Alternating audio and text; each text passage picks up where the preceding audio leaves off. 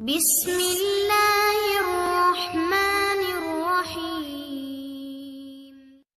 السلام علیکم دوستو، welcome to my channel motivational life. اس ویڈیو کو دیکھ کر اپنی لائف کو موٹیویٹ کر سکتے ہو کہ ان کی زندگی میں پریشانیاں تو آتے رہتے ہیں، ہمیں چاہیے کہ اللہ پر یقینا، خود پر بھروسہ رکھنا چاہیے اور ڈٹ کر سامنا کرنا چاہیے۔ انشاءاللہ اس ویڈیو کو دیکھ کر اپنی لائف میں ضرور بدلاؤ آئے گا۔ آئیے شروع کرتے ہیں۔ اس سے پہلے میرے چینل کو سبسکرائب، لائک اینڈ کامنٹ ضرور کریں۔ Please support my channel.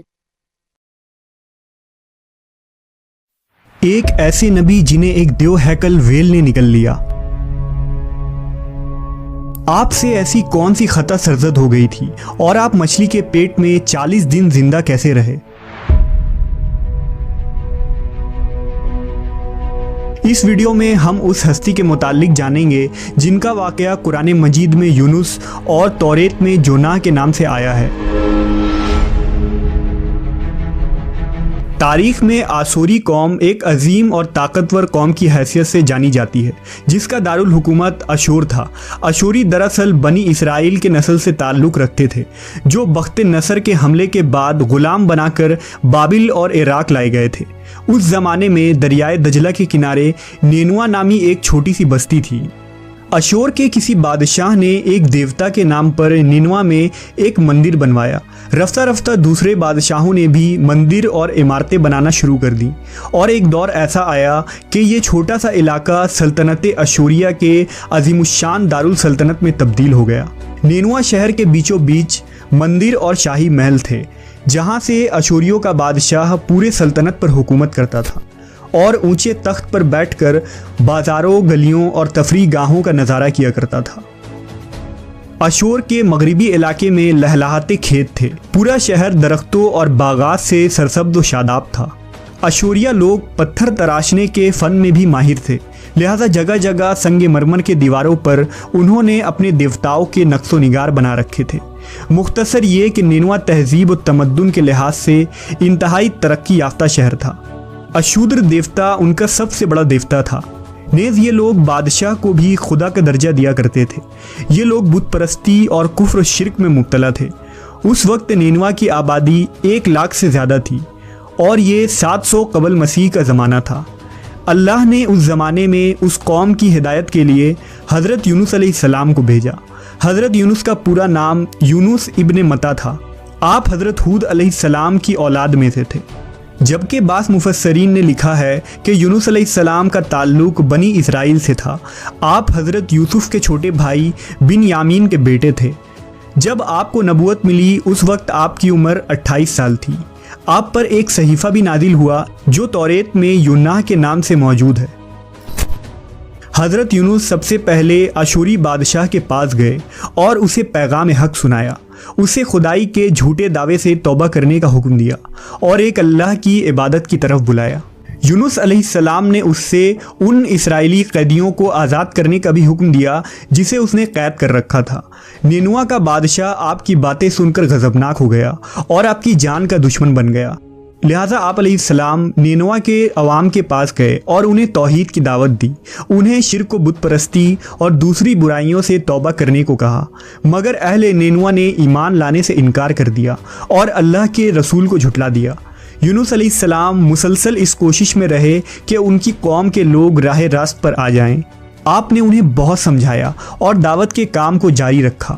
دیکھتے دیکھتے 40 سال کا عرصہ گزر گیا، لیکن یہ قوم حضرت یونس کا انکار کرتی رہی اور شرک پر ڈٹے رہے۔ نیز حضرت یونس کو دھمکیاں بھی دی گئیں کہ اگر آپ نے اشودر دیوتا کے خلاف کچھ کہا تو وہ آپ کو قتل کر دیں گے۔ آخر کار حضرت یونس اپنے قوم سے مایوس ہو گئے۔ جب ان کی سرکشی اور نافرمانی انتہا کو پہنچ گئی تو اللہ نے حضرت یونس کو حکم دیا کہ لوگوں کو آگاہ کر دو کہ 3 دن کے اندر ان پر عذاب آنے والا ہے۔ لہٰذا آپ نے اہل نینوا کے سامنے اعلان کیا کہ اگر تم نے 3 دنوں کے اندر بت پرستی اور شرک سے توبہ نہ کی تو تم پر اللہ کا قہر نازل ہوگا اور پورا شہر تباہ و برباد ہو جائے گا۔ لوگوں نے آپ کا مذاق اڑایا اور جواب میں کہا، ہم تمہارے رب کی طرف سے عذاب کے منتظر رہیں گے۔ آپ کی قوم نے آپس میں مشورہ کیا تو اس بات پر سب کا اتفاق ہوا کہ یونس کو کبھی جھوٹ بولتے نہیں دیکھا گیا، لہٰذا ان کی بات نظر انداز نہیں کرنی چاہیے۔ مشورے میں یہ بھی طے ہوا کہ دیکھا جائے کہ اگر یونس علیہ السلام رات بستی کے اندر اپنے گھر میں مقیم رہتے ہیں تو سمجھ لو کہ کچھ نہیں ہوگا، اور اگر وہ یہاں سے کہیں اور چلے جاتے ہیں تو یقین کر لو کہ صبح عذاب ضرور آئے گا۔ حضرت یونس علیہ السلام رات کو اس بستی سے نکل گئے۔ صبح ہوئی تو عذاب الہی کا ایک سیاہ دھواں بادل کی شکل میں بستی والوں کے سروں پر منڈلانے لگا۔ جب وہ ان کے قریب ہونے لگا تو ان لوگوں کو یقین ہو گیا کہ اب وہ سب ہلاک ہونے والے ہیں۔ دراصل حضرت یونس علیہ السلام اپنی قوم سے ناراض ہو کر چلے گئے تھے، مگر انہیں وہاں سے نکلنے کا حکم نہیں دیا گیا تھا۔ وہ عذاب کی اطلاع دینے کے بعد اللہ کی اجازت کے بغیر اپنا علاقہ چھوڑ گئے تھے۔ آثار عذاب دیکھ کر جب اشوریوں نے توبہ و استغفار کی تو اللہ نے انہیں معاف کر دیا۔ اللہ تعالیٰ کسی قوم کو اس وقت تک عذاب نہیں دیتا جب تک وہ اپنی حجت پوری نہیں کر لیتا۔ پس جب یونس علیہ السلام نے اس قوم میں مہلت کے آخری لمحے تک نصیحت کا سلسلہ جاری نہیں رکھا اور اللہ کے مقرر کردہ وقت سے پہلے وہ خود ہی ہجرت کر گئے تو اللہ کے انصاف نے اس قوم کو عذاب دینا گوارا نہ کیا اور انہیں معاف کر دیا گیا۔ جب حضرت یونس علیہ السلام فرات کے کنارے پہنچے تو ایک کشتی کو مسافروں سے بھرا ہوا پایا۔ حضرت یونس کشتی میں سوار ہو گئے اور کشتی نے لنگر اٹھایا۔ پورے دن میں کشتی سمندر میں سکون سے چلتی رہی۔ اچانک اونچی اونچی لہریں اٹھنے لگیں۔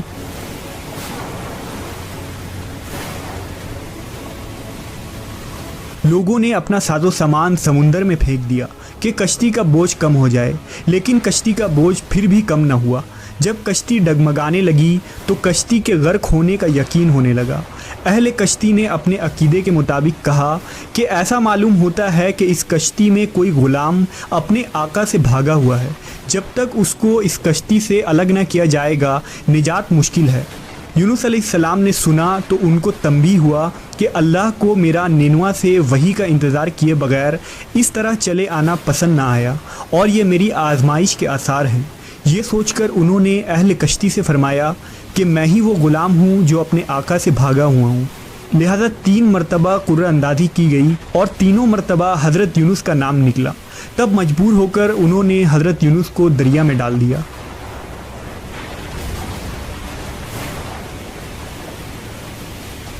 اس وقت اللہ نے ایک بڑی مچھلی کو حکم دیا کہ انہیں نگل لو، یہ تمہاری غذا نہیں ہے، اس لیے ان کے جسم پر کوئی تکلیف نہیں ہونی چاہیے۔ مچھلی نے حضرت یونس کو اپنے پیٹ میں نگل لیا۔ یونس علیہ السلام نے جب مچھلی کے پیٹ میں خود کو زندہ پایا تو بارگاہ الہی میں اپنی ندامت کا اظہار کیا کہ میں وحی الہی کا انتظار کیے بغیر اور اللہ سے اجازت لیے بغیر امت سے ناراض ہو کر نینوا سے نکل آیا۔ حضرت یونس نے مچھلی کے پیٹ میں اللہ کو پکارا۔ ان پر 3 اندھیرے اکٹھے ہو گئے تھے، رات کا اندھیرا، مچھلی کے پیٹ کا اندھیرا اور سمندر کا اندھیرا۔ آپ نے ان اندھیروں میں یہ کلمات کہے: اللہ تیرے سوا کوئی معبود نہیں، تو یکتا ہے، میں تیری پاکی بیان کرتا ہوں، بے شک میں اپنے نفس پر خود ہی ظلم کرنے والا ہوں۔ روایتوں کے مطابق اگر حضرت یونس یہ تسبیح نہ کہتے تو قیامت تک مچھلی کے پیٹ میں رہتے۔ رسول اللہ صلی اللہ علیہ وسلم نے فرمایا کہ جب یونس نے یہ دعا کی تو یہ کلمات عرش کے گرد گھومنے لگی۔ فرشتے کہنے لگے کہ یہ بہت دور دراز جگہ سے آواز آ رہی ہے، لیکن کان اس سے پہلے اس سے آشنا ضرور ہیں اور آواز بہت ہی کمزور ہے۔ اللہ نے حضرت یونس کی درد بھری آواز کو سنا تو فرمایا: کیا تم اس آواز کو نہیں پہچانتے؟ انہوں نے کہا نہیں۔ فرمایا: یہ میرے بندے یونس کی آواز ہے۔ فرشتے نے کہا: یہ وہی یونس ہے جس کی پاک عمل قبول شدہ ہر روز تیری طرف چڑھتے تھے۔ اے اللہ، مصیبت کے وقت اس پر رحم کر۔ تو اس وقت اللہ نے مچھلی کو حکم دیا کہ وہ آپ کو بغیر کسی تکلیف کے سمندر کے کنارے اگل دے۔ روایتوں کے مطابق یونس علیہ السلام 40 دن اس مچھلی کے پیٹ میں رہے اور اس کے بعد اللہ کے حکم سے اس مچھلی نے آپ کو سمندر کے کنارے اگل دیا۔ مچھلی کے پیٹ میں رہنے کی وجہ سے آپ کا جسم ایسا ہو گیا تھا جیسے کہ پرندہ کا پیدا شدہ بچہ جس کا جسم نرم ہوتا ہے اور جسم پر بال تک نہیں تھے۔ غرض حضرت یونس بہت ہی کمزور اور ناتواں حالت میں خشکی پر ڈال دیے گئے تھے۔ اس کے بعد اللہ نے سمندر کے کنارے پر ایک بیلدار درخت اگایا۔ روایتوں کے مطابق وہ کدو کا پودا تھا جس کے ذریعہ حضرت یونس علیہ السلام پر سایہ ہو گیا۔ اس کے علاوہ اللہ نے ایک جنگلی بکری بھیجی جو زمین کی گھاس اور جڑی بوٹیاں کھاتی تھی اور صبح و شام آپ کو دودھ پلاتی تھی، یہاں تک کہ آپ تندرست ہو گئے۔ حضرت یونس درخت کے اس سائے میں جھوپڑی بنا کر رہنے لگے۔ یونس علیہ السلام کی قوم انہیں تلاش کرتی ہوئی ایک دن اس ساحل کے کنارے پہنچ گئی اور انہوں نے آپ کو دیکھ لیا۔ انہوں نے آپ کے ہاتھ پر اسلام کی بیعت کر لی اور ساتھ ہی اللہ سے توبہ و استغفار کرنے لگے۔ یونس علیہ السلام دوبارہ نینوا چلے گئے اور وہاں رہ کر اپنی قوم کی رہنمائی فرمائی۔ حضرت یونس کی زندگی نینوا ہی میں گزری اور وہیں آپ کا انتقال ہوا۔